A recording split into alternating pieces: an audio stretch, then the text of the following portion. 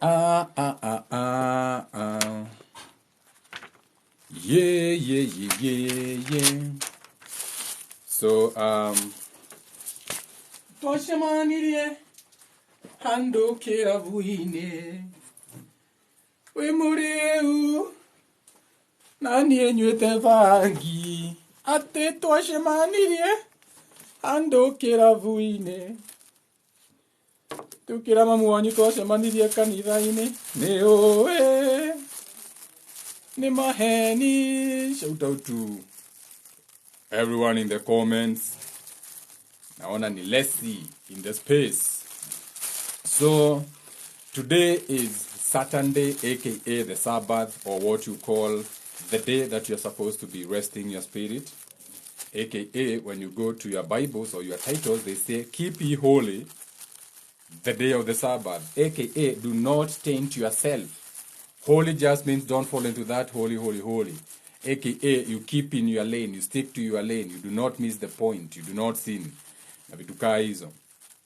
So now, there are some things that you need to know about your parent. I know Leo see reparenting Tuesdays, today is Saturday, but I thought maybe it's best if you come pretty quickly before the day starts and add on to that. In the meantime, leo tutasikiza nini tukiwa na background music because I'm feeling bubbly. So we'll be listening to some Aerosh in the background kwa sababu leo pia ni siku ya folk fusion. So I'll also be around Nwaka for the folk fusion event. You know there's no folk fusion that is complete if Jengawa Mudhaka is not in attendance. You know what I'm saying? So I'll be there. So you have to know a few things about your parents. First of all, you cannot parent your parent. They'll always look at you like, how dare you try to give me advice and you came out of my ass, okay? So, once you realize that whichever people you are dealing with, whether it's your mother or your father, you have to understand that each and every human, I'm going to use the word human because down here, we are dealing with humans. We are dealing with a lot of people who have already fallen. Your Bible even tells you that. So before you start saying anything else, I'm just going to come from what has it been indoctrinating you. So based on that alone, you have to understand that each and every human being that comes here comes with their own unresolved trauma. You cannot be in this world. You cannot be existing in this world in whichever way, shape, or form if you do not have trauma attached to you. Whether the trauma is just based on the fact that your mother has to push you out, it's still trauma. Whether it's the fact that she went through what you call labor pains, it's still trauma. So all human beings comes to this world with trauma. So your parent is not exempted from that. So when you're dealing with your parents, remember that they also have unresolved trauma. And to be really honest, some of these people, the only way they are going to heal their trauma is if you help them to heal it. Wewe mwenyewe. Ndio tunafikanga mbali tunaongea about healing generational curses. We talk about, so what are you healing? If you're not healing the sins of your father, your Bible again tells you, the sins of our fathers, I don't know what they are going to do, and all that blah, blah, blah. So, based on that fact alone, you need to have empathy around your parents. Did I say that you forgive them? That's your choice. That is on you. But also remember that if you are holding on to resentment, when you are not forgiving or letting go, that thing is hurting you. Because mwenye unakataa kusamehe maybe your parent ako justified. So, yeye hata haoni shida. Your parent is like, si mimi ni mamako. Si mimi nilikuzaa. Si mimi ni mzazi. Si I can leave your curse. Because that is something African parents talk about and become something to be proud about. Like, it's like, it's an achievement. Okay? Understand this also. You do not need your parents to acknowledge your trauma. Meaning, whatever you are going through, whatever trauma you are going through, You do not need your parents to acknowledge it ndio upone. Unajua kuna watu, they have to let their parents know, I'm going through this, you raised me like this, so I'm also trying to heal. No, you don't have to acknowledge your trauma to heal it with your parents. You can know that you are traumatized, heal by yourself without even letting them know. Remember venye tumesema tukianza that even your parents have their own unresolved trauma. You can love your parents and still feel hurt by them. I like giving examples. I always try to base everything on my own life experience. I've had a very chaotic upbringing between my parents and me. So I am what you can call an unloved child. Not just me alone, but there was no love in the family growing up.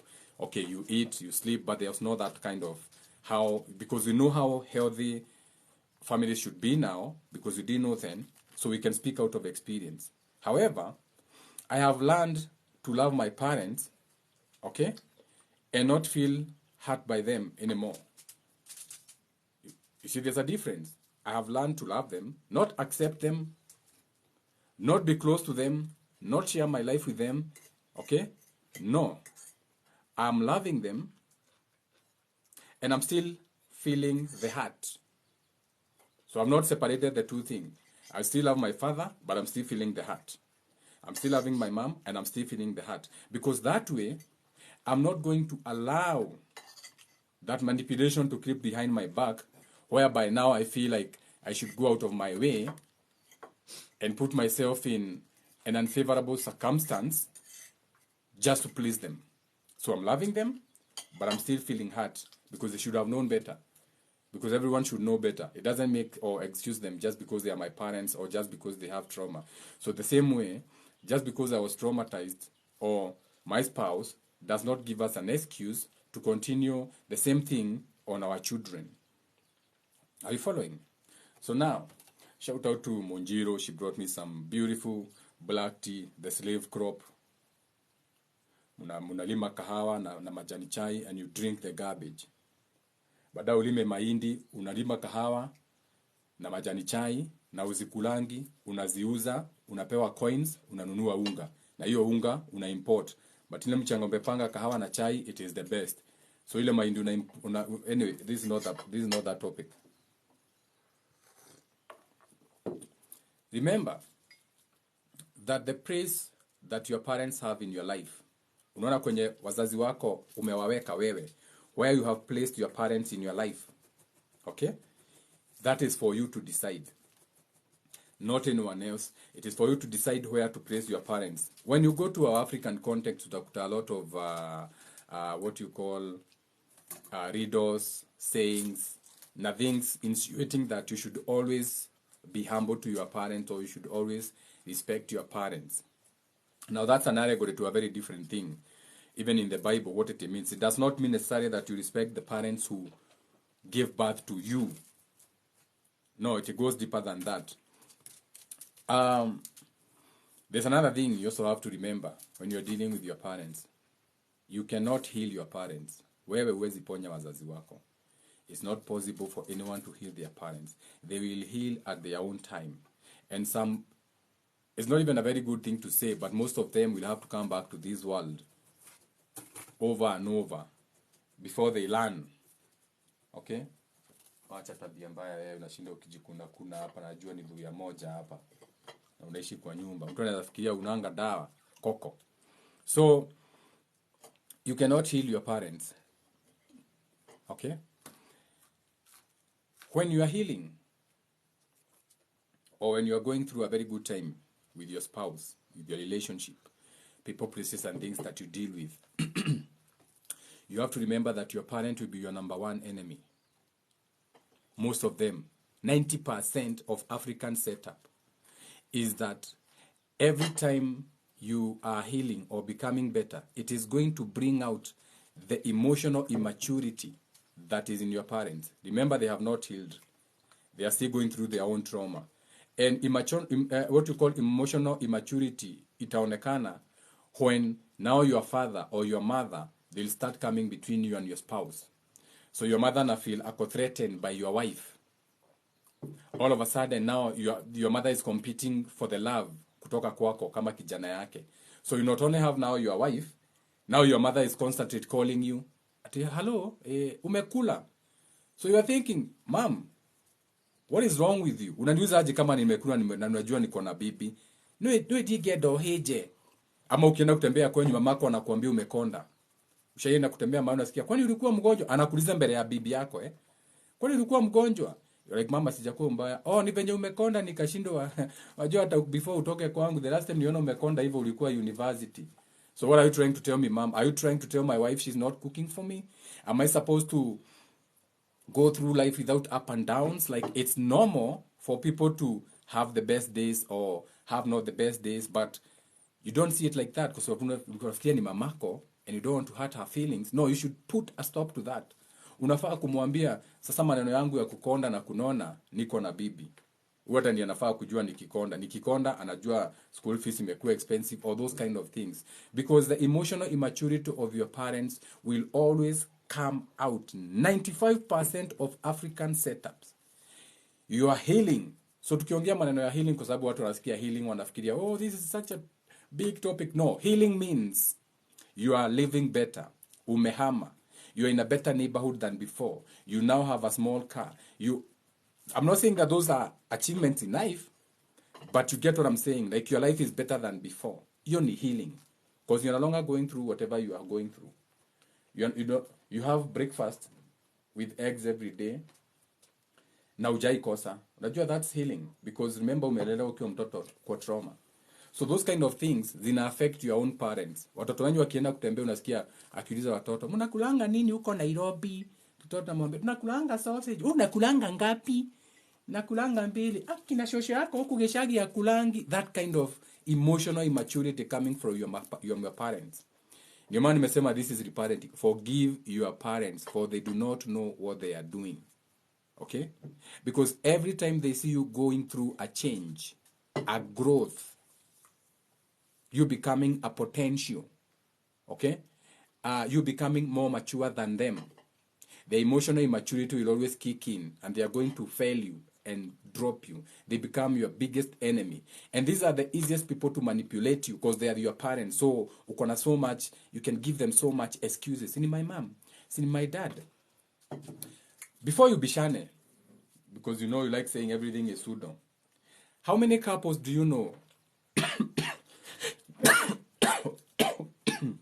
whereby they have been fighting? Mchana anarudi kwa mamake amechapwa na bona ama vitu kama hizo, all those kind of nonsense. Baba msichana anamwambia avumilie ndoa, mama msichana anakuambia uvumilie ndoa, and then unaenda unauliwa na huyo bona. There's a case of this guy who's in court kwa sababu ati bibi yake alikunywa poison akimuona na atapelekwa jela na atafungwa. DJ Brown. Aitwa DJ Brown. Yeah, because the law doesn't give a fuck. Brown skin. Ni mulatto syndrome. Now this is what is going, this is sasa ile story wewe huwezi jua. That kind of woman, whatever troubles they were going before afike hapo, the parents knew. But the parents were like, weenda kwa bwanako. You get what I'm saying? To understand that every change that you are going through life, I'm talking out of experience. Unaenda kwenye umenunua gari. Your own mother anakuuliza, haya, ni unagolile gakari. They belittle everything you have. Haya, ulinunua kagari. You go very proudly home kuambia mamako umenunua shamba ama babako umepata plot mahali unataka kujenga. Ile swali anakuuliza, aya ni wagurira handu haigana atia 50 by 100. Wewe nyo mukero no migodeo muthi ya kugura nako. Ndungigura mugunda munene, and you are thinking mwanya anakuambia ni squatter kwao. Your own mother, your own father ni squatter kwao. Hakuna kitu amenunua. Umenunua shamba. Ukienda na kuambia ya atununua kaploti, anakaita kaploti.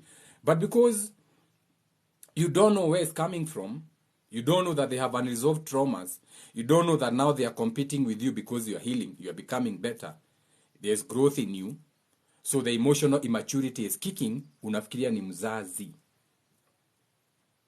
So usikubali, understand this, that your parents are not responsible for your healing or for your well-being. So if anything is going to change in your life for you to become better, for you to heal. For you, it is a very few people, very few parents stand with their children, very few.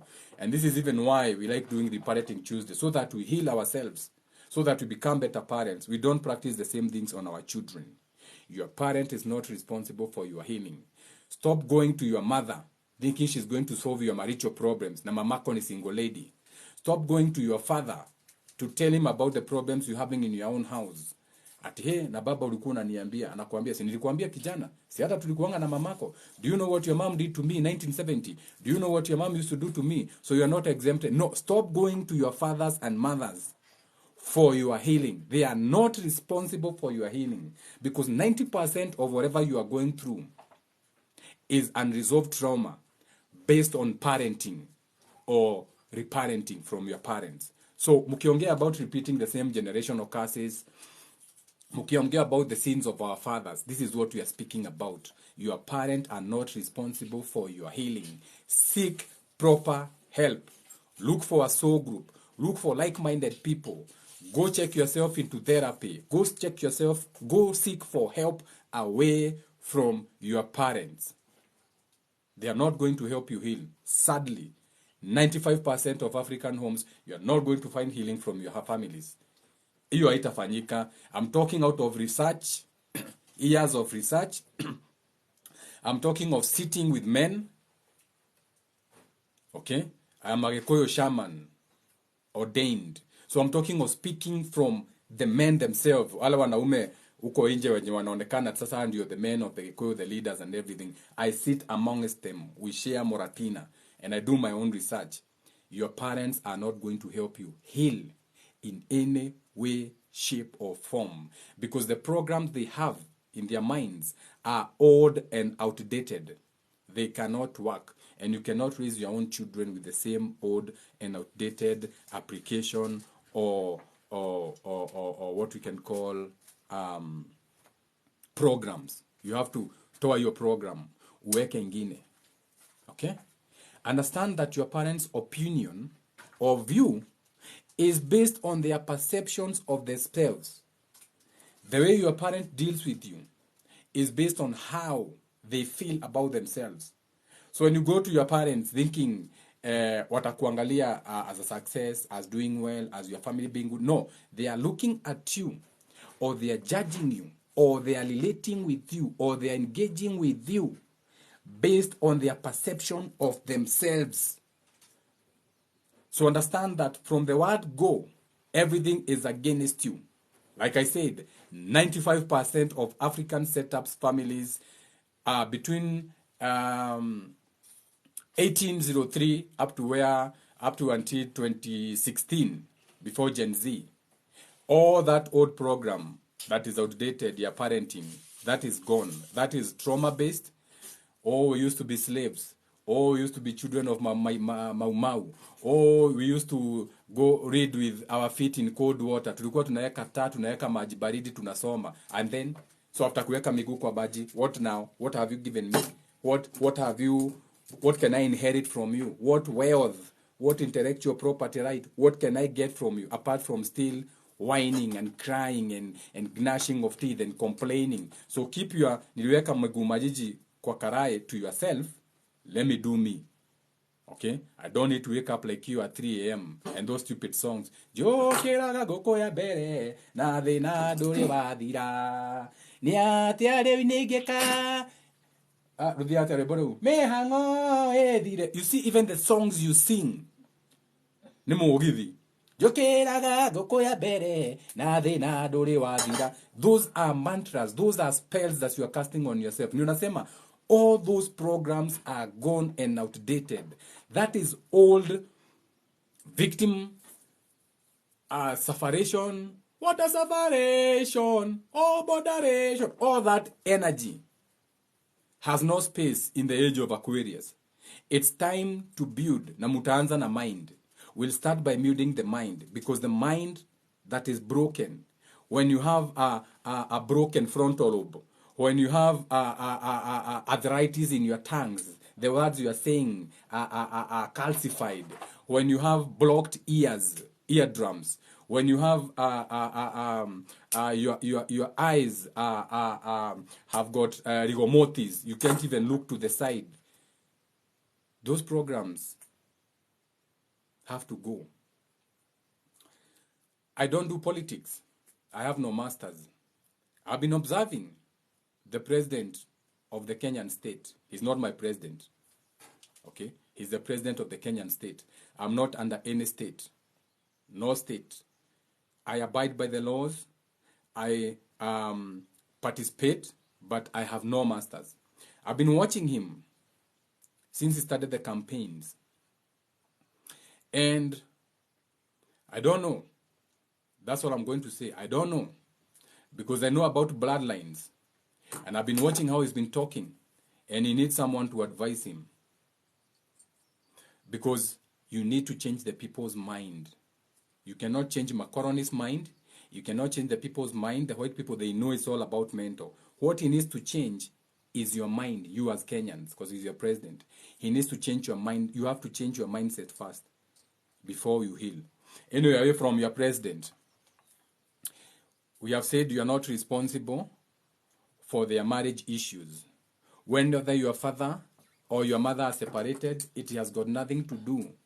Hii maneno ukienda kwa babako naanza kuambia maneno ya mamako, that's bullshit.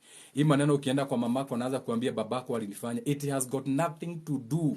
Single ladies, stop becoming listening ears to your mother. Your mother was having sex before you. That's how she gave birth to you.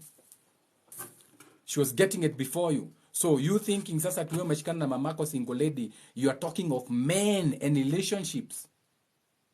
Understand that wewe, you cannot help your mom and her marital issues. You cannot help mom with her financial issues. You can only msaidia na pesa kama anataka pesa. Na kitu kama hiyo, kama haja kuingiza hiyo box, kama anakugive trip. But anything else, hauwezi saidia mamako kufungua biashara. Hauwezi saidia babako kufungua biashara. You can only help with the money. Unataka kufungua business, give them the money. Let them be. It is on them now. Those issues are them, theirs. You have your own children to deal with. You have your own children. Kama utazaa, because you hata si lazima uzae. You don't even have to give birth. Na usigitripiwe na parent wako. Tunajua sasa, ni lazima unizae, nipate kamutu kakutuma. Kwani unazaa mtoto wakuwa anatumwa? Ati si uzae katoto nikiwa nikatuma kwa duka. Nani amekuambia duka utakuwa unatumana? We're in the age of technology. If you're not growing your own food, everything is delivery. Ati unizalie katoto nikiwa na katuma slippers chini ya kitanda. Nani amekuambia kuna chini ya kitanda kutakuwa kunaendwa? Who said there be that kind of setup? Na uko hapo, ingo usialira mwana. Ingo usialira. Do you know how expensive it is right now to raise a child? Right now. And send them to school to compete in the real world. See dunia ya kina magoha, ya kufagia streets, ya boda boda. And I'm not saying boda bodas are bad, but we have to look where we are going. We have to look where we are going. That kind of... I have to end this live because this was not even planned. I have my breakfast hapa nimeletewa. I'm ignoring my breakfast hapa. So, acha nimalize hii live. Let me finish this live pretty quickly. Let me move. Nimeambiwa nihame hapo. Something is happening there. So let me move and finish this live on this side. So, as I have my breakfast. And shout out to everyone in the comments. I've not read your comments. Shout out to everyone in the comments. You have to remember your parent was an adult way before you. Yeah, if you haven't figured it out then you can't. Your parents have been there wakati wa emergency. Your parents so they don't even have a solution for you. So this is the other thing I've noticed. Unafungua biashara, unaleta babako akusaidia biashara ati is retired. Sasa babako anashinda pale akiuliza change. Analipa na M-Pesa. Na grasses. Nisigana. What are you doing? Huh? What are you doing? Build with people like you. Our mom's telling us what to do in our relationship. Ya msikubali hata kidogo. Because a lot of the thing that is happening, a lot of the situations that you are going through is based on parenting. And it's understandable because even when you look at animals, they depend on that parental figure. The bird is going to depend on the mother bird to feed it until it's now can get its wings. But once that animal has gotten its footing na background, that is the end. Mnatokanango hapo hapo. Shout out to everyone. That is the end. Kila mtu anaendanga side yao. But when it comes to human beings, mamako anakuambia ati si uniletea watoto weekend. She doesn't care about your children. She knows that every time you take your children to her, unaenda na mandizi, unaenda na shopping. But wewe uone hivyo. You're even better off with a yaya mwenye atafanya homework na watoto wako and still take care of your home. But now you're like, si mamangu ataniangalia mtoto, I don't need a house help. Do you know the emotional damage that your child is going to grow up with? Because sababu when you are gone, zile conversations they have with your mother or with your children. Babako alienda kazi, jana alikuja saa ngapi? Alikuja saa 7 za usiku. Hata nilikuwa nalala, nikasikia amekuja. Babako na yeye anapenda kuchelewa na hiyo gari yake. Bado anakunywa pombe. Child innocent. Alikuja hata mama akamwambia, mbona umekunywa sana hivyo? Those kind of conversations. Sasa zinafikia mtoto wako. So you think your child is looking at you highly like a father. The person who's poisoning your child ni your own mother and father. Na babako mbona anakunywa hivyo? Mama anasumbuliwa na mamako. Sasa mtoto atajua aje maneno ya relationships kwa nyumba? Sasa ungesema maybe si wazazi wote. But it's very few. I've talked about 95% setup in Africa. Yeah. Okay, yes. Majority. So it's very few people who have real parental care venye inafaa. So let's talk about the majority, not the few, because it's very few. Hata ukiangalia comments, it's everyone here in the comments. And I'm so sorry, everyone in the space, you need hugs. Everyone in the space, you need hug. You have not been hugged by your parents. You need hugs, all of you. Nani wame send request? Your request is gone. Maybe you send a siku nimeiona.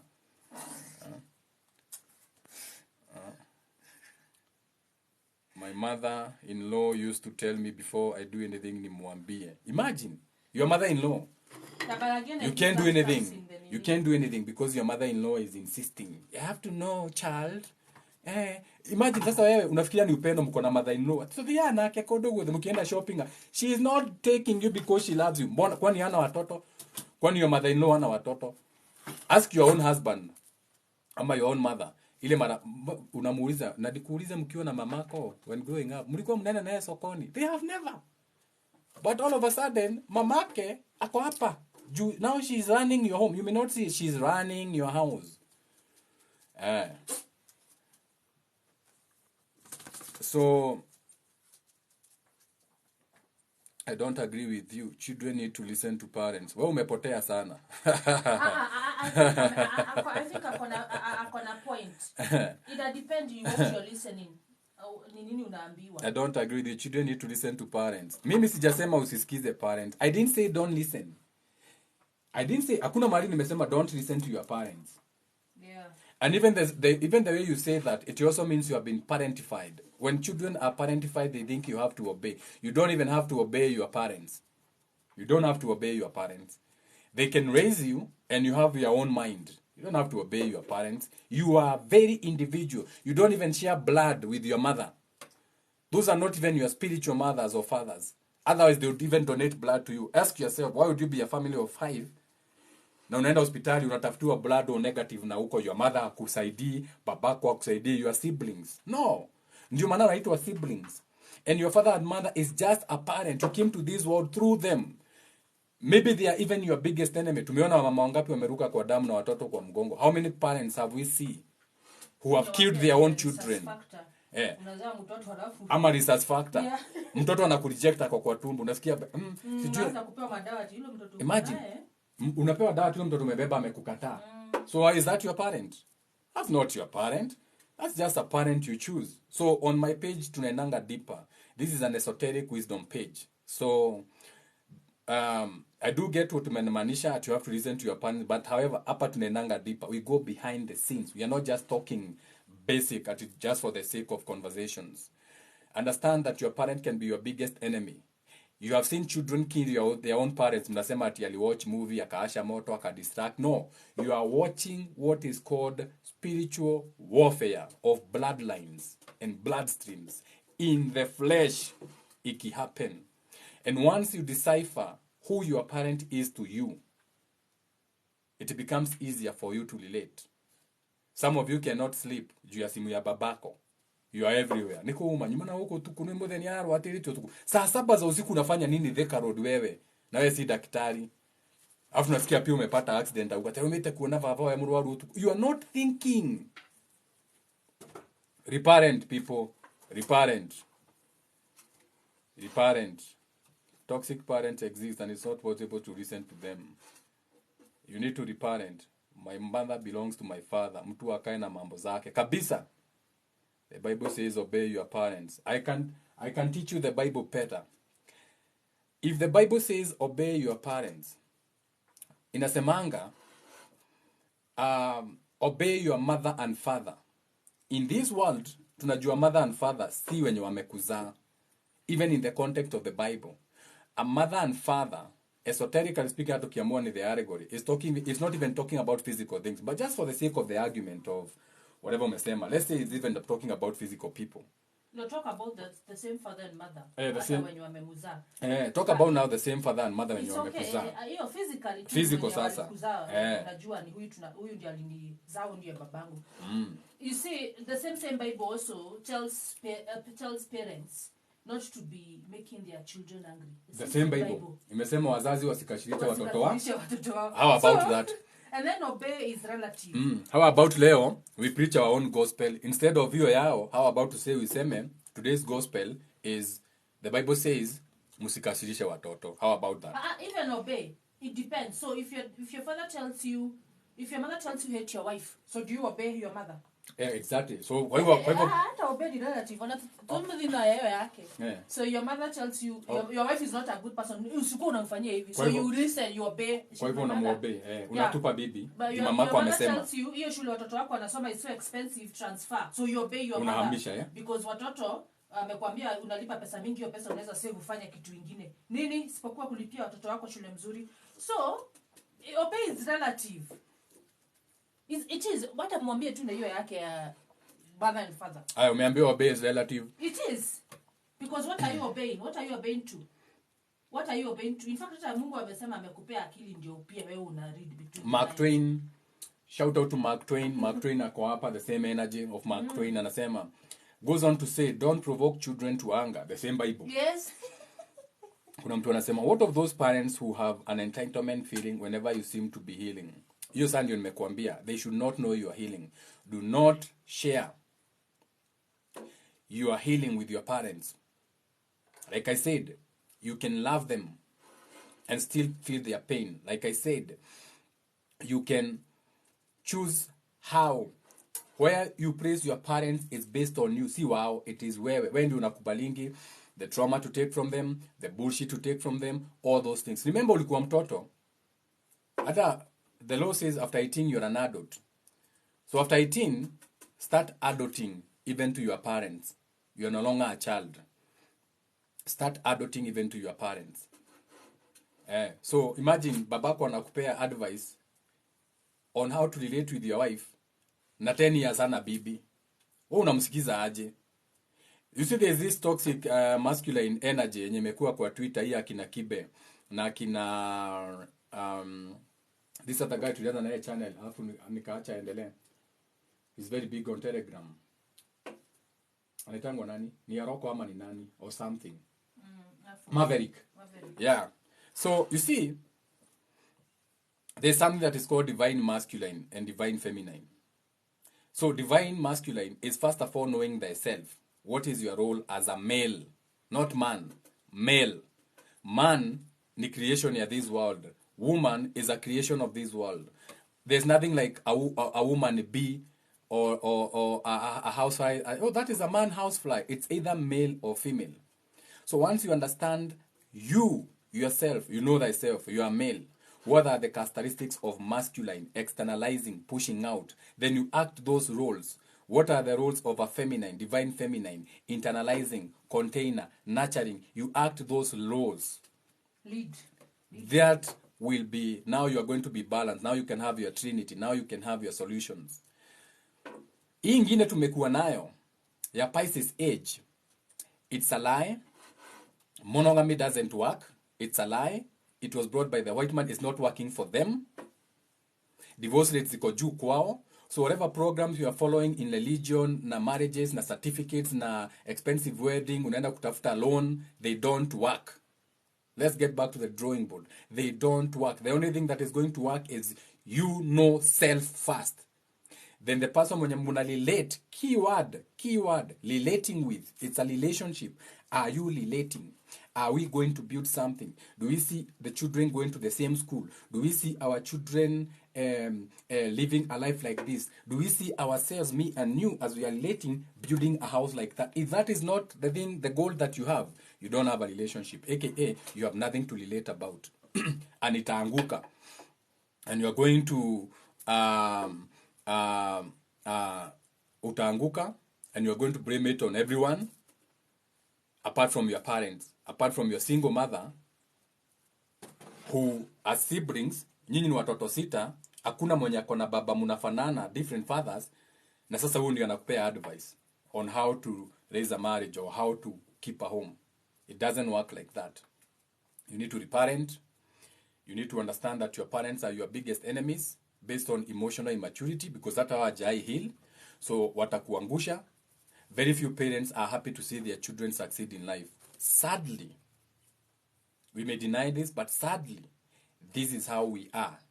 We even have people who are jealous of their spouses. Wewe unanunua kitu mzuri na ni kwako,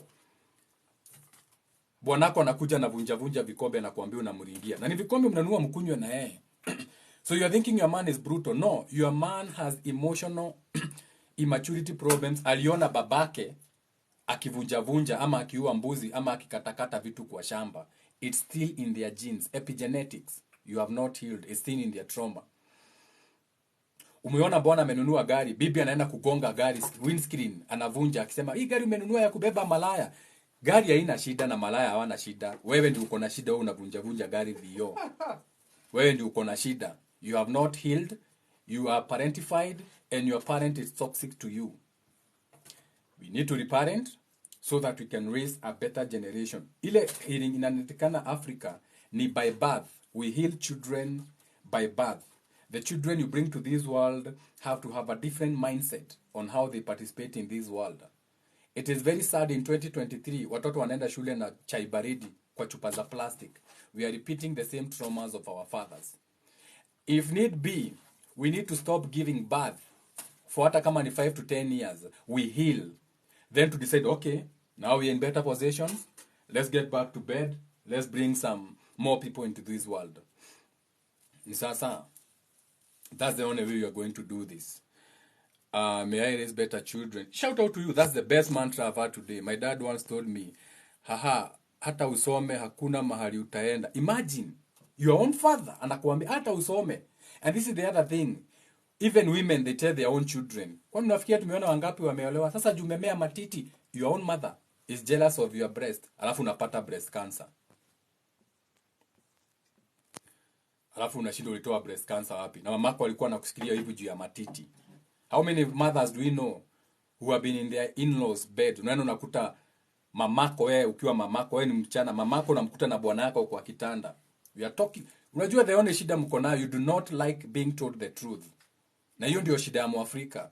When someone tells you the truth, you scroll, you keep going instead of angalia unenye kuna shida. I need to address this issue. But sibora maombi. If you're scared, go to church. A narcissist is a narcissist. They use religion to manipulate you into forgiving them. We are all secret narcs. Hakuna mtu ananga trait ya narcissism. Narcissism, kila mtu ni narcissist at their own level. It's just that some are on a very bigger percentage level inatokea. It's just like madness. We are all mad. Nini na levels nizo zina nini? Ni kama ukiwa na cancer ama HIV. Inaendanga na stage.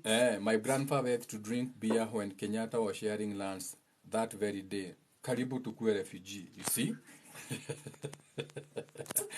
Someone is saying, Mark Twain is saying emotional baggage ni kazi. Very true. We need to heal these things. And you find me, Ruto, I need to talk to your president on matters of national security. I need to have a sitting with your president. I need to have a sitting with your president of the republic. We need to talk. 15 minutes only. Because I need to see his train of thought. Kama, you see, you do not hate the messenger. Okay? I have my own commandment. Thou shalt not hate the messenger, thou take the message. So if I have a message for him, I have to see it come by his feet for the message. I've been observing him. Nimemuona akiongea na macaroni. French. I saw a clip. But that's not how you do it. That's not how you do it. There's a way to do it. That's not the way. Interrogated, she has been with him through a choice, man. Narcissism has no exception. They all feed off your energy. You are nothing but a supply to them. Jenga, can I ask a probably unrelated question? Can a soul survive without a body? Yes. A mental form is a body. So you see, when you're looking at bodies, you think bodies have to be physical. A tree is an awareness. So a spirit can exist in an awareness. So think of it as an aware. Anything that is aware, a spirit can jump into that awareness all the way to a mental form. That is how people are able to uphold something for so long. Those mental forms, those are awarenesses of state of existences that a spirit can jump into that bubble and experience it. In the world that we are living in 3D, the physical world, the reason why things are so hard for us is because this world is so dense. Things take so long before they decay, the flesh, the trees, everything. So this is the slowest vibration realm where spirits can take so long before they jump from one body to the next one, from an animal to a being to a plant or anything. There are other states of existences where you experience life in a flash.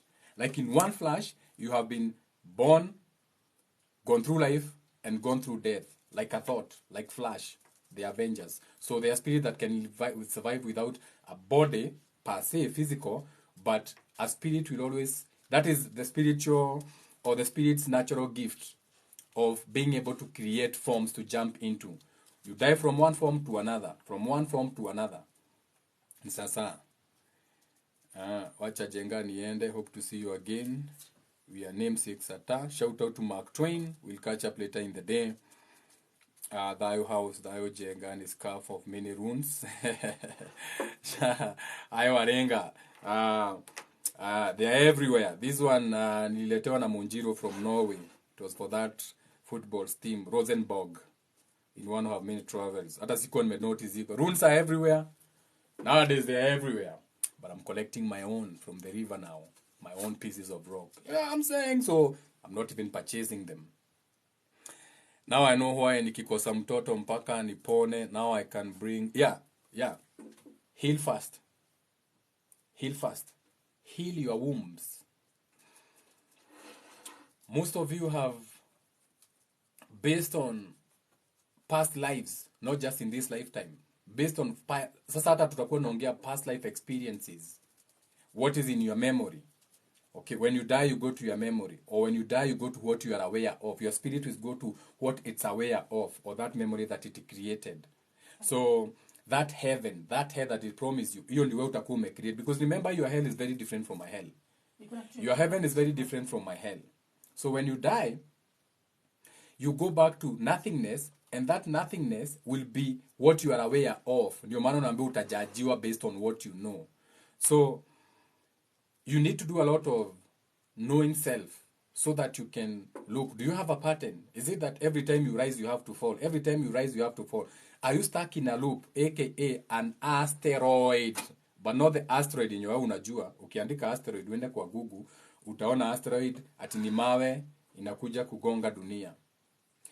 But an asteroid, it's an actual cycle or loop that you get stuck in, like a karmic cycle of curses. Ukirise unaanguka. Ukirise, that's a spiritual thing. So they give you an external. So ukitaka kujua, ingia Google, you Google asteroid. Asteroid watakuletea mawe. Oh, there's an asteroid passing by Earth, ingegonga dunia. No. Now, Google the real word. Asteroid. A-S-T-R-O-I-D. Utakuta ni mathematics. Utakuta, sasa now you are going to the deeper, the speculative before the operative. Utakuta, it's you, the karmic cycle you go through. And there's a time to cleanse them also when we are having an asteroid. But they make you think an asteroid is something to feel. Oh, there's an asteroid. It is going to be passing by close to Earth and it's going to throw some rocks and everything. No, that's a code. That means, as above, so below. For example, Chiron is an asteroid.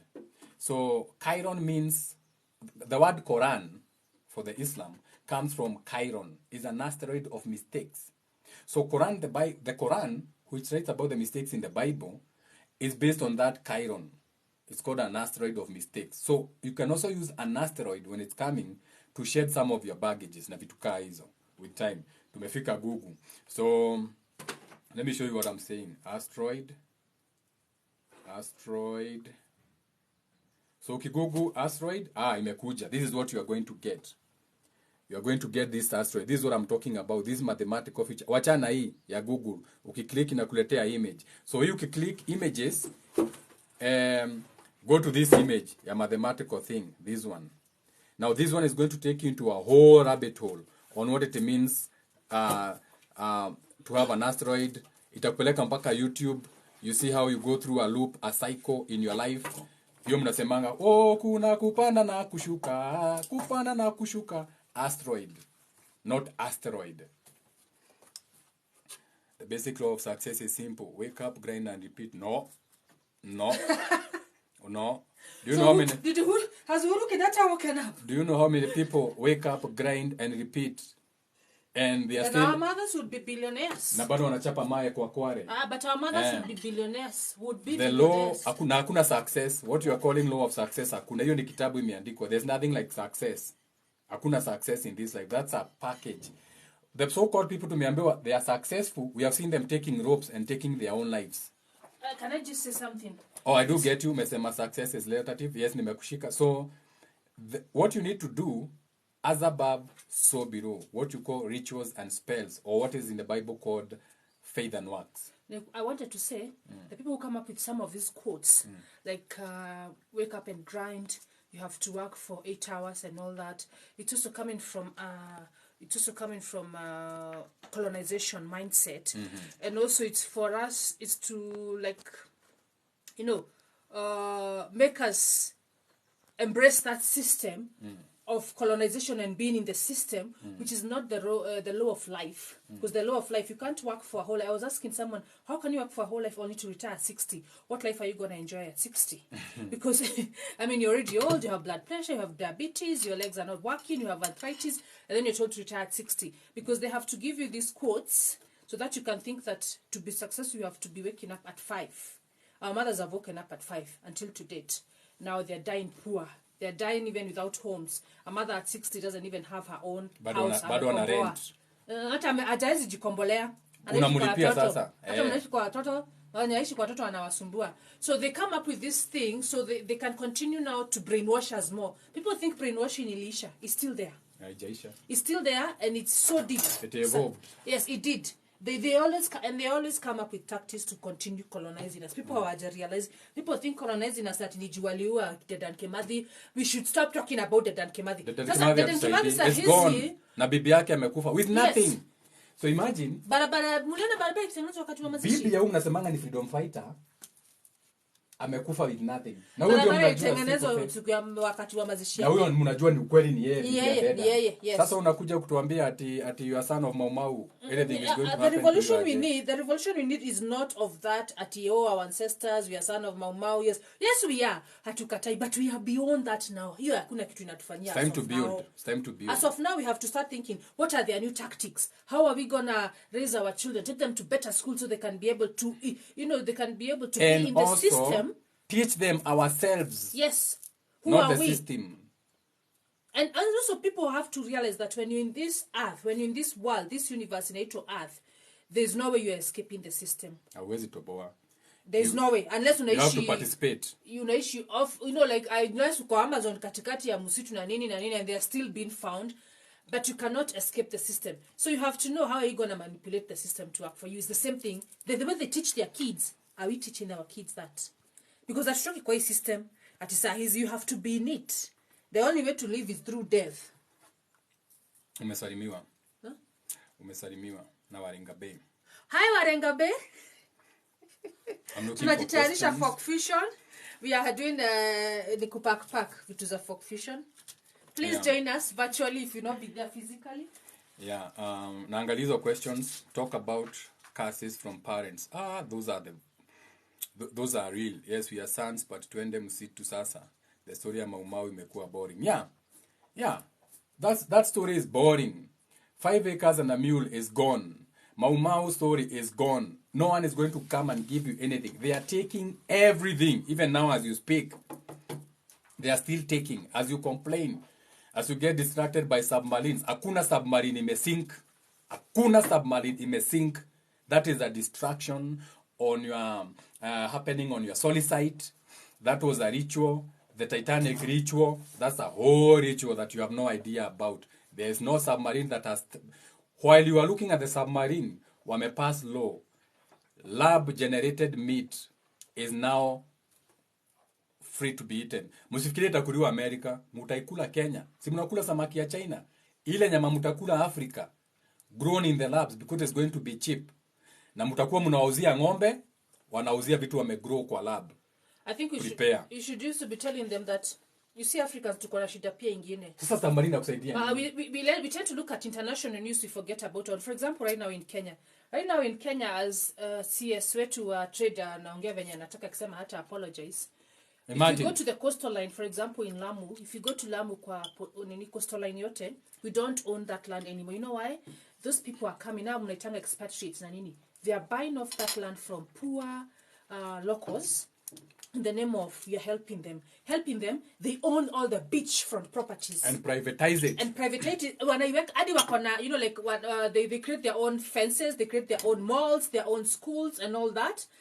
And you, munaacho ukononanga ukienda coast. Si December wanana kukojoleana public beach. So kuna kuanga na front beach yenye inakuanga hadi na security. And then sasa kuna ile second after nyinyi mko huko nyuma. Public beach. Mko huko nyuma kwenye mnaishi mkitaka kukuja beach kuna mahali umeala huyo kuna places beach fulani ya mwezi ya kunazo. So as you're talking, as you're listening to nonsense or mkisemanga kimeturamba, guess what? They are taking over all the beautiful lands from our locals in the name of we are trying to eradicate poverty. Who created that poverty in the first place? The same people. Yes. So sisi as a Kenyan sahizi, I don't know why submarine news are important to me. I don't know why. Those are not even news that I should be listening to or reach me. I should be asking myself, why was Museveni sick all of a sudden because he signed into that law? Of all people, Museveni, knowing how fit he is and all that. Yeah, he has been sick. This one is news zinafaa kuwa zinani affect, you know? Nafaa kuwa na affect you na news. Why all of a sudden even the US, why all of a sudden you're seeing parents and teachers in the US, all Americans wameanza kukataa hizo vitu zimeletwa shule. Like they are so mad as to why vitu kama gender zinafunzwa kwa shule. But for them it's too late, but for us it's not late. Yes, but sasa you know we have to look and we have to be very keen because they're sending a message to us as Africans. Wanatuambia, hey Africans, do not let this get here because us, it's beyond us. We can't do it. It's already there. It's already rolled out in the schools. So in fact now to opt out, they're opting to homeschool their kids. But sisi kwa nini tukubali ifike hapo na wetu won? Talk to people sasa, because of course not everybody in America haonangi venye hiyo system iko, kunao wanaona. And they're trying to warn us by all this nini. They are creating all these rallies. They're going saying no, we are against this. But siya wako na influencers. Yes, but sasa influencer wetu mtu hapa just because unajiita Christopher Muremi, and you still have a vagina and you have periods. What is? I mean, you can change your name, you can change whatever, but by the end of the day, you've not changed your anatomy. 100 years from now, if you die and your body is found, it will be a female who died. Hatutasema this one was tusema huyo alikuwa Makena. Hips don't lie. Huyo alikuwa Makena hakuwa. Yeah. So even shout out to hips. Yes, hata ujaribu kuchange nini na nini, the anatomy haita change. Hata uvae nguo au ujite Kenothia utuambie nini or whatever. It won't change. So again, we have to prioritize what are our problems as Kenyans. Hata usiende mbali as a Kenyan. Yeah, yes, hiyo story ya msitu imeisha. Talk about curses and parents. I have a whole video on curses, I think, on YouTube. Curses are hexes. And like the one who was on the comments amesema, babake anamwambia, hata usome tutaona kwenye umeenda. That's already a curse. In the beginning, it's a voice. Remember, in the beginning was the word. So the word is the vibe. The vibe creates the state of awareness that you are in. So kama babako anakuambia hivyo, He's creating a vibration, and spirit jump into vibration, aka states of awareness. So your spirit will also be aware that the farthest thought that you fell from your father, ndio maana unamuitanga father, kwa sababu ni father away. Okay, it's a father away. They were father before you. You may be older than them spiritually, but they were father in this dimension. Maybe they came here before you, so you came through them. That doesn't mean that they are wiser than you. I've seen so many old people who are dumb and dumber, even with their height hair. Anafungua mdomo anaongea, unashindwa we umzee, na venye nilikuwa nafikiria it has got nothing to do with white hair, wisdom. So curses are real. Kuna mtu nimeona pia hapo amecomment ati curses are not real if you don't believe. Curses are real. Now you could deny, haitakusaidia. The best thing is to know how does a curse now work on you. Kwa sababu unaweza kuwa cursed na the curse ikatae kufanya kazi on you. Once you know thyself, once you know how to protect yourself now, then you're not even worried about curses. Because you have faith, belief, and imagination in yourself. This was supposed to be a short one. Where are the souls of my future kids? When you switch off the lights, and you have a powerful searchlight, ukiwasha, kuna vitu unaonanga zinatembea. Ama ukienda kwa nyumba, iko na mabati mzee, iko na mashimo. And you are sitting through those layers of light, unaonanga vitu zinatembeanga zinakaa dust, but you can't feel them, you can breathe them in. Think about that as the spirit world. And watch that animation inaitwa Soul. It's going to open your eyes also. That animation inaitwa Soul. Inakuonyeshanga how the soul world is. Inakuonyeshanga how spirits come here. How some spirit don't want to die na vitu kaa hizo. Spirit is everywhere. You are surrounded. All the 9 dimensions, then you unaongeanga about them. Aziko atimbali, you are, even right now, you're in all dimensions. First of all, you're in the first dimension. What do I mean? You know in your own mind that you can have one thought from going in one direction. That's one dimensional. You know how to relate. That 2-dimensional. You're in the 3D. That dimensional. 4-dimensional is thought or an idea. 5th dimensional, every time you have a feeling about something. 6th dimensional, every time you are spending time or someone is spending time on you. That's 6th-dimensional energy. 7th-dimensional energy, becoming a judge. 8th-dimensional energy, the verse or the infinity or spending too much time on something. 9th-dimensional energy, you having wisdom. So you are in all those states of existence. You are living in them, but at this particular moment, we are in the 6D, but you are stuck in the physical 3D world. But you are not stuck here, but you come. This is the death world. This is the death realm. So you are here to die. You are here to transform. You are here to expand into better minds. Story for another day. So the future, the souls of your future kids are in no existences. No worries will do. Nitumie link. Bado najiuliza kwa nini msichana Mkikuyu akitairiwa hakunanga complications, lakini wengine huwa nazo. I wish I had a clit. I have a dick and balls and another staple. I do love playing with cleats though. But anything to do with cleats, na hiyo maneno, I don't even have mine to know. Maybe in another previous lifetime as a woman I had. Whatever I did with mine, I have no idea. Maybe I used to play with it along a lot. We are rolling on a yellow submarine. Muliambiwa kwa wimbo. Shout out to Warenga. Yep. How do I connect with my ancestors? So many videos on YouTube on how to connect with your ancestors. The question is, which ancestors? Because you have many ancestors. Sindio Coco? Even Coco is like, yep. So Coco, you had many ancestors. They GMO'd you from a dog to what you are now. A ball of fur. A ball of fur. Useless. As a dog.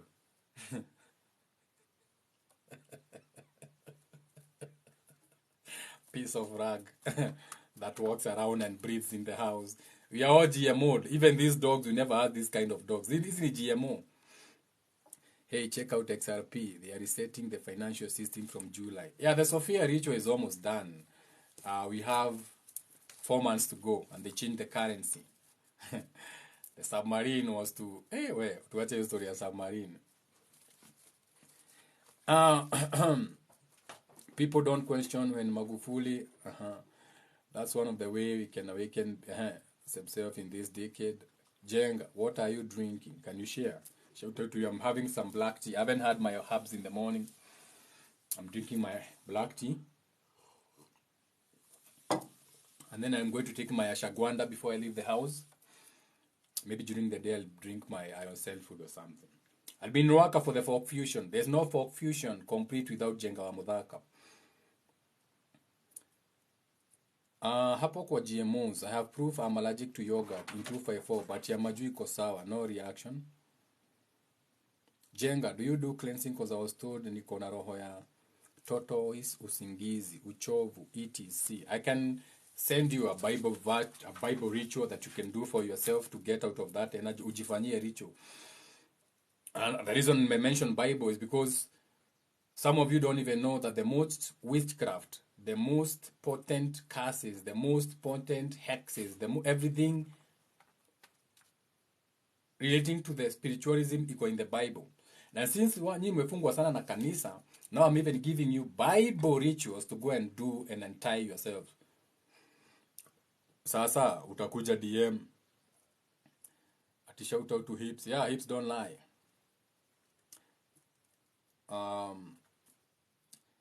How do you get repatriation from people who still slave you? Commonwealth.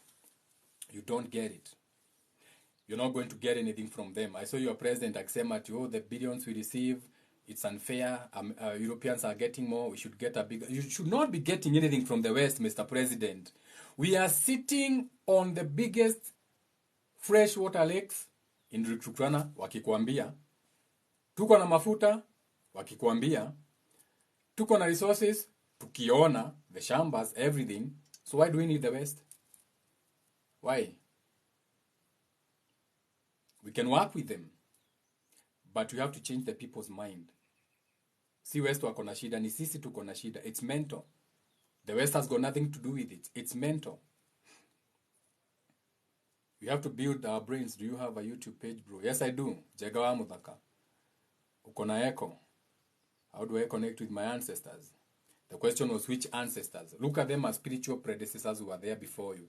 As an example, when you sasa, when you look in your surroundings, are you like the Maganas? Are you like the Kenyatas? Are you like the healers? Has anyone in your family written a book? Do you have any intellectual property right? Kama una any intellectual property right, your ancestors were weak. It doesn't go no further than that. You don't need them. Respect them, create an aura. Sasa, tell them to sit back and watch you work. Now let them work with you, but you show them the way. Don't call on weak ancestors. Right now your ancestors are looking at you like, go on, child. The world is open for you. You have internet. You have $1,000 phone. Do something, child. Start your content. Start doing something, child. We can't, man. We are not in the flesh. My ancestor. Why are you calling us, boss? Why? Why? Stop throwing bones, Buana. We are with you. Show us something. We'll work with you. But don't think your ancestors are going to help you. They couldn't even help themselves. How can one reach you privately, kindly? You can DM me or you can WhatsApp me on my number. Someone can pin my number there. My number is 0720-803-702. 0720-803-702. You can WhatsApp me. Is there a soul group tomorrow? Yes, tomorrow we meet at the soul group Kikuyu from 10:30, of course. Beautiful speakers. Tuko na Ndemi Waite, Atene, Ayamainaga Matigari. Do you know Ndemi Waite? We na Mr. Njogona, Esoteric Wisdom. I won't tell you the whole lineup. Tuko na Musioki, the percussionist. Tomorrow is lit. And I am lit. That's all you need to know. Dada aliniambia nisiwahi mpea kitu atanipate ndege. Today he calls me even at night akitaka kitu. I hope uchukuangi simu zake usiku. Block him. Usiku ikifika 6, you block him. Asubuhi unamunblock. Unaongea na yeye, unamblock. Unamsalimia, unamtumia kakitu, unamblock. You talk to him when you want. Good and blessed Israel. Decline. I don't think hii ni yangu. I think anatuma zenye mtu anaguzanga. Ochana na show the pupa. Oh, koko. Mavia koko si fertilizer. By the way, hexes in German is a witch. No, a hex is a curse. What they put on you is called a hex. Like your ex is your ex. Mtu mwenye mlikuwa naye mkaachana, an ex is a hex. So we'll do another video on deeply what it means to be hexed by someone. Tutoa hiyo spookism na hiyo witchcraft, what really it means to have someone hex you. What do you mean by curses don't work if you know thyself? Please explain. That will be another whole video. Hivo anaendelea anaweza kuwa the next 6 rais. Those loans go straight to people's pocket. He needs protection. To be really honest, your president right now, he needs protection. You don't talk to those people like that. Did you see how Macaroni looked at him? He was all alone. Your president was all alone. Akiongea, they were looking at him like, what is this now? What is this sitting amongst us? But the thing is, they are going to eat his brains. Physically eat his brains. Sorry for another day. You are the ancestors that the ancestors have been waiting for. Yes, it is you. Unangojea nani wewe? How do stars relate to human life? You are a star yourself. Aren't you a water cycle? Don't you say you are 80% water? And what is water? A star, a water cycle. As above, so below. You are a star. Rise up and walk, star. Amen. Where do you meet tomorrow? Kikuyu Mom's Place Hotel. Seeing same numbers frequently. You are stuck in a loop. You are stuck in a rotation. You are seeing the same numbers. Meaning, there's something you are doing. You are getting the message, but you are not getting it. There's something you are doing.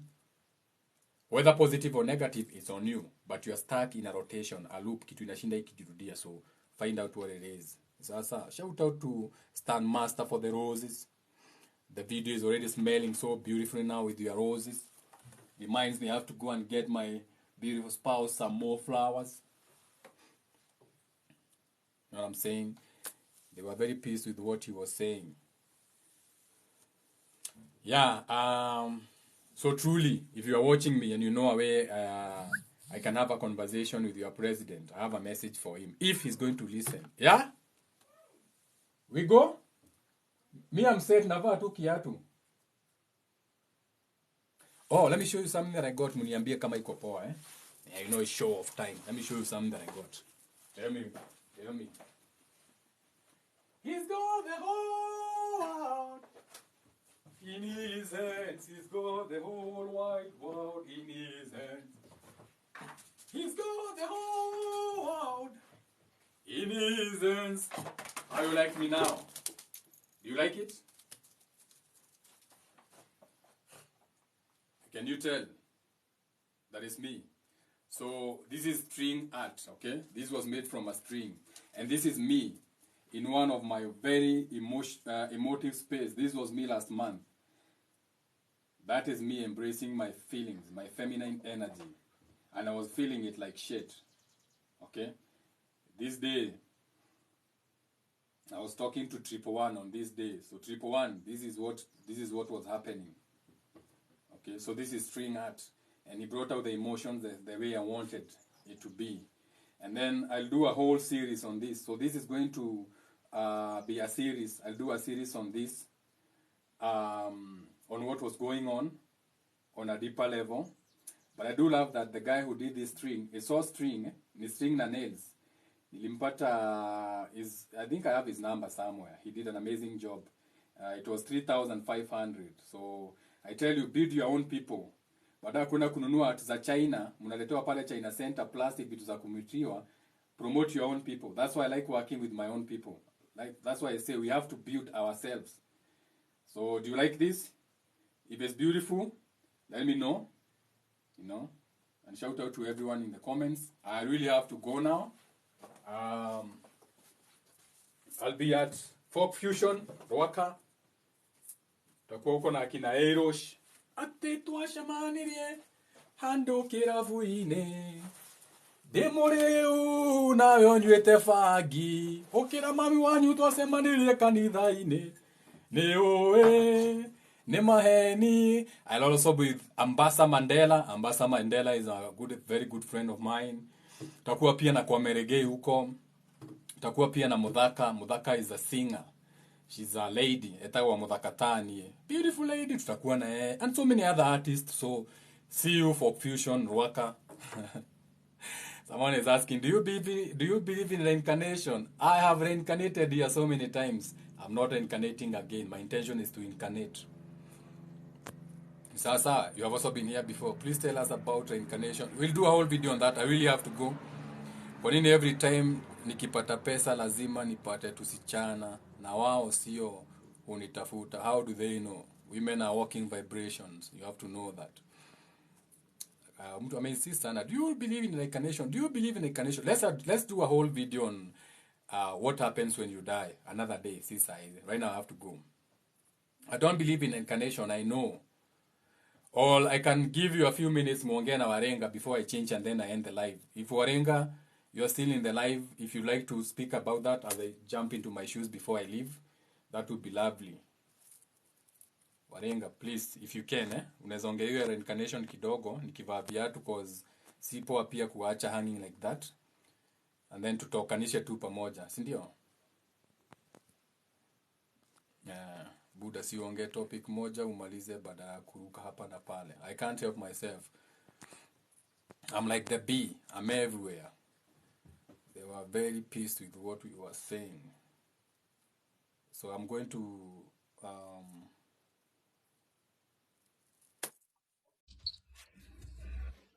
Hi Waringa. Jega, Nithayo, Jega, Mojiro. How are you, my dear sister Empress? And Coco the Pupo, of course, tumeambiwa yako si manyua. So, reincarnation. Ray. We talked about that word, ray, or rather Njenga talked about that word, ray. Revert, recess, revise, anything that starts with ray, it means going back. Going back into what? So now we are talking about re.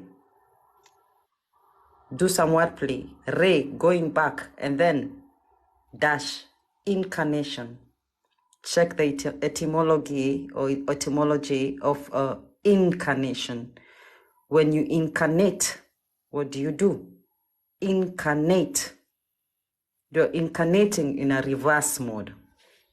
Now, it depends on what your subconscious mind has been programmed to think about reincarnation.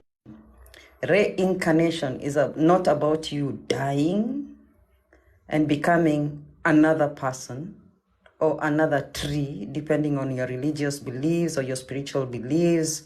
Reincarnation happens the minute that we are born.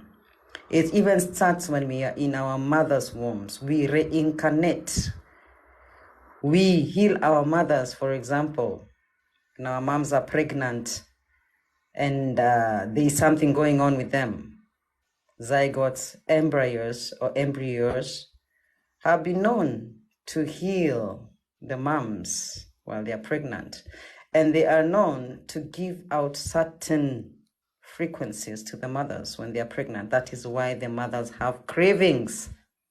Because when a mother has a craving, it means that that life that she is forming, that life, that spirit that is going to reincarnate in this world, mind you, not the reincarnation that we know, but the reincarnation, that spirit that has chosen to come into this world through the mother's portal, that is the ark of the covenant.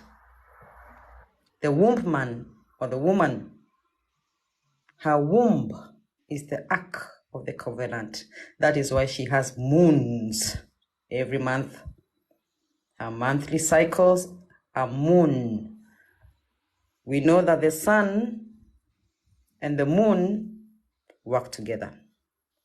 The male and the female work together to bring in a certain frequency, which at the end of the day is formed into matter and moves onto this land or into this earth through the mothership. The first mothership that you have is the woman. And that is why the first slave ship that took the slaves to the Americas, which is not the America that you would know. They'll tell you America is a land that was named after so and so and blah blah blah. That is not the thing. It's not the truth. There's always a deeper thing. That was a part of Africa. So another story for another day. America, Amorica, the land of the rich Moors, because we are the Moors. Every human being who comes onto this earth who is a nine-ether being, being, meaning that we have 9 ether strands in our DNA. And some of us who are in the human race, who count as the human race, have got the 6 ether strand in the DNA. And that is why we are all different. And I'll make it simple. For example, if you're talking about lions or cats, they have a different DNA, a little strand that makes it different, makes the cheetah different from the leopard, but they're all cats. And the lion, they're all cats. The same thing goes for us human beings. We all belong to the human race, but we are different. We are not all of the same strand. Another story for another day. So when you reincarnate into this world, you come in as a physical matter that is carrying a certain spiritual aspect from another dimension. You are a physical being carrying a spiritual aspect from another dimension. So you moor through your mom's womb, her ark. You come in from the darkness, which was packed by your father. Yeah. So we have the memories of our ancestors, and we have the mindfulness of our ancestors, which come together to form a physical being. And then you get into this earth, and the first thing that you do is you still carry some memories from that aspect of the other dimension. But because you have come into a new physical world, you have to learn how to communicate, how to deal with the frequencies of this world.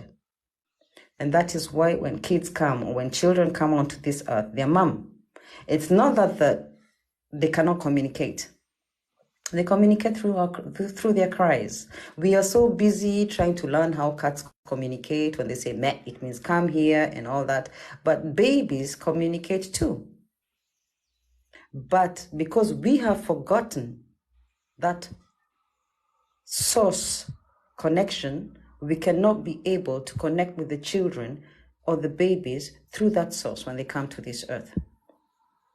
And we play a very big part in helping our children or our babies forget. It has been that way naturally because we have been so indoctrined, we have been so programmed. Some of us don't even know how to take care of children without going for those courses. You go to those courses where you have to learn how to breathe before you give birth and whatever. And then when the baby comes, you forget everything. Now, naturally, giving birth is not supposed to be painful. Actually, giving birth and leaving the world and dying is supposed to be a certain kind of orgasm. So, because when you are creating that baby, when that energy is being formed, yeah, at the beginning, there is that word, that is the spirit, yeah, and the spirit becomes flesh. Now we are talking about Genesis, yeah, and from the darkness of the ark, the body, the waters, the mass and the waters are separated, and therein comes in a physical form. So it's not supposed to be painful. When you're creating that form, there was no pain, there was pleasure. When you're getting that child, there's supposed to be pleasure. Some women are lucky they have that. They call it the Hebrew bath, where they don't even know. They just, they just give birth, Mtu anasikia something heavy and, go to the toilet, maji inatoboka ama whether they're in hospital, and then 1, 2, 3, they feel a certain pressure, they push and the baby is there. That is the way it's supposed to be. And the feeling is supposed to be pleasant. Yeah, same thing same thing applies when you're dying. Yeah, when we die, it's not supposed, the separation of the soul from the physical form is not supposed to be of pain. It's not supposed to be painful. It's supposed to be what we call a heart orgasm. So the heart orgasm is supposed to rise to such a vibration that the heart separates from the body, the physical body, in a state of pleasure. That is why you're seeing some people now doing what you call fire breathing, and some of them going to take some drugs to get that feeling, that happy feeling that one is supposed to have when you're disconnecting from the physical body. But it all depends on how you have maintained your thoughts about life, because the thought is the most important thing. The thought, and when I'm talking about the thought, I'm talking about the mindfulness of your art of living, state of living. It's not how you die that is very important, because eventually you still die. It is how you live to die. And there are so many things that, as we're connecting with nature, that we realize that we can do to give us a certain, a release when we get to that point. Acceptance, for example, is one of those things. When you accept that this is the time, I'm getting older and all that, because that is the best way that we hope for all of us to live. When we leave this dimension, that we have got that satisfactory feeling that I have done what I was supposed to do. Take, for example, in the some African societies, people used to get old, and then when they got old, they'll just say, no, it's my time. They'd finish doing whatever they're doing, and then they'd go into their hut and, say, now it's my time, not eat, not drink, and by the third day, they were gone. But resting peacefully. And that is how you ascend and not reincarnate.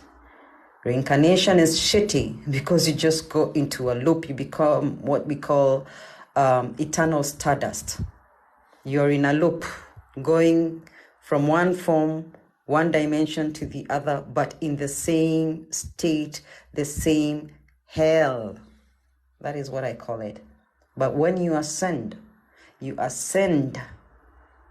to another dimension. So Christians love saying the person ascended to glory. And when you ascend to another dimension, you become a bigger person, a light person, or a light worker, or even further, you move on the ladder, because in the space that we are living right now, we have been taught to think that the farthest that we can go is just above our crown chakra. That is why you see when all these saints are drawn, or when these paintings are there, they show us the halo. The halo is like supposed to show us that is the farthest that we can go. But the halo can move on further into other dimensions, because we are here as fallen people or fallen angels or whatever you might want to call us, demons or whatever. We are here to learn something, to take our life paths, fix something, fix the generation curses, as you might call them, fix the karmatic issues that have been there, whether it's from our lifetime or that of our ancestors, which does not make a difference because our ancestors live in us, for us to move further. That's why you hear a lot of people say that our children are supposed to be better beings than we are. And that's when you hear the scientific people saying survival for the fittest. It's not like as in fittest, like, strong beings and whatever. Those are the ones that are going to survive in case of ABC and whatever. It's about you being able to create better generations of people, of a person, of your ancestral line, until you get to that point where some people call the nirvana, whether it's through your children or whether it's through you, period. Why do souls reincarnate? Souls reincarnate because they've not finished what they were supposed to do here. So if you do not finish off what you're supposed to do here, you will reincarnate and reincarnate and reincarnate until you get to that point where you have finished all your karmatic lessons. And then after that, you move on upwards.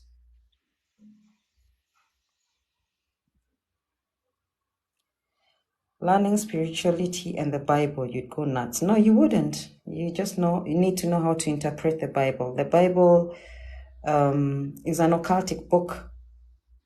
The full name of the Bible is the Helios Biblios. Helios Biblios, the book of the sun. Yeah? And the Quran is the book of the moon. And the Old Testament and New Testament are shadows of each other. The Old Testament is the moon, and the New Testament is the sun. So you just need to know how to interpret this, and then you're good to go.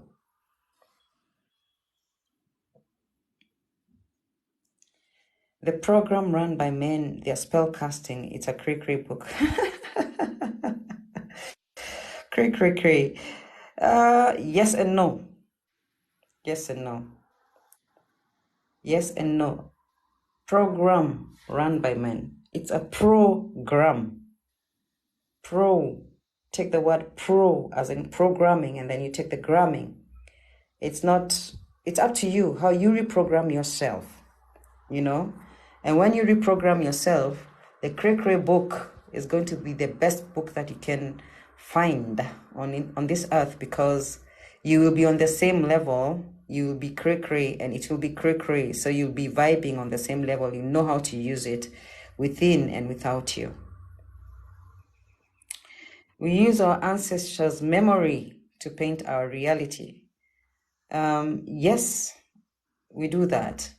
But we have to learn how to hack into those Akashic records that have been termed as junk DNA. That is what we call the awakening. And once we learn how to do that, then we can move forward.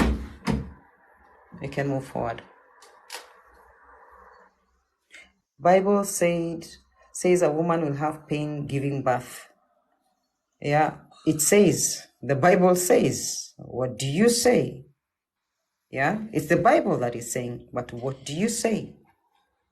Yeah, you create everything within you and without you. So it doesn't matter what anybody says. Hack into your DNA, nature, just observe nature.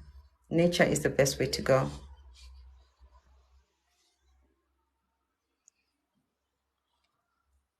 So, as we are waiting for Njenga, I don't see any questions, but the results are better. After you finish your soul purpose here on earth, where do you go? After you finish your soul purpose here on earth, you ascend to a greater being or a star. What you call, you get out of that system of being stardust and you ascend to being a greater being, a light being, as some of them call it. Now, that's a very good question, because we have been seeing a lot of people calling themselves star seeds and all that. A star seed. What is a star seed? It is a star thought. A star thought. A thought that has been starred, And when I'm talking about starred, I'm not talking about light. I'm talking about frozen, a frozen seed. So star seed, you're a frozen seed, you're a frozen thought, and you have come down here to nurture that frozen seed and move on forward, for it to nurture, for it to grow, for it to be something. That is what a star seed is. I talk to the ladies always and I tell them to follow their moon. When you follow your moon, and when I'm talking about following your moon, I don't mean that you look at the moon when it's a full moon and all that. I mean, follow your moon as in follow your menses. You should know, when are you in your full moon? When are you in your waning givers? When are you in your waxing moon? And then after that, once you get to know that, you can follow up on your star seed, your star location on your hand of God, where you originally came from. Check out with your date of birth and check where your ascending star comes from and how many moons it has, and then try to synchronize that with your pattern.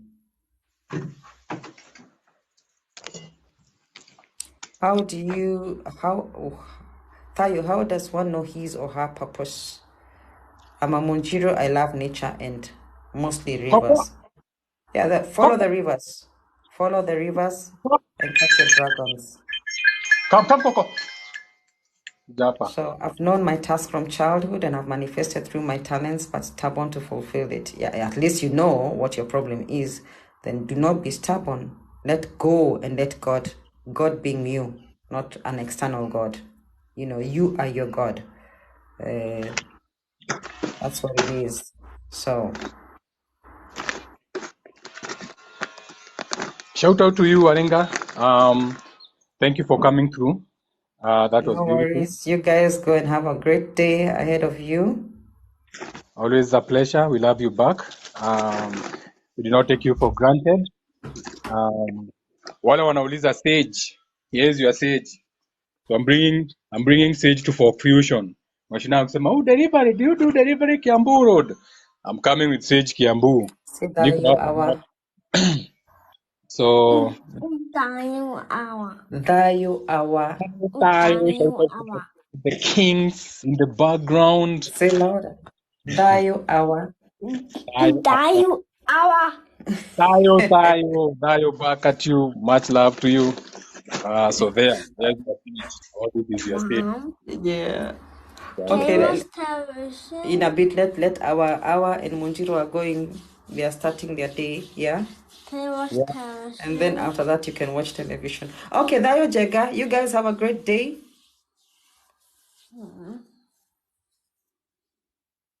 Bye. Yeah. Goodbye. That's like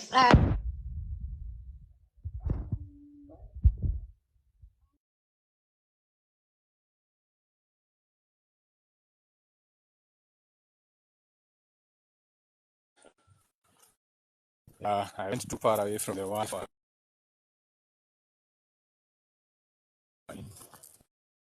Kiganeiro.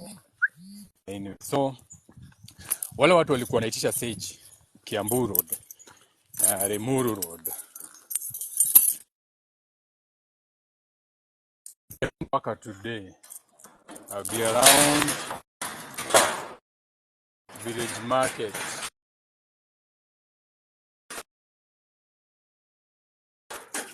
Kirubi Mall. Two Rivers. Yes, I'll be around Two Rivers the whole day. So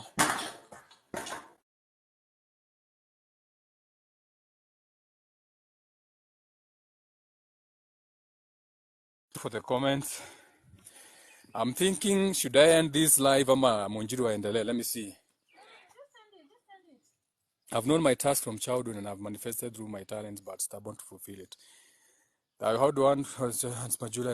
So we'll catch up. Do love you from the bottom of my heart. I'll catch up with you, Tayo.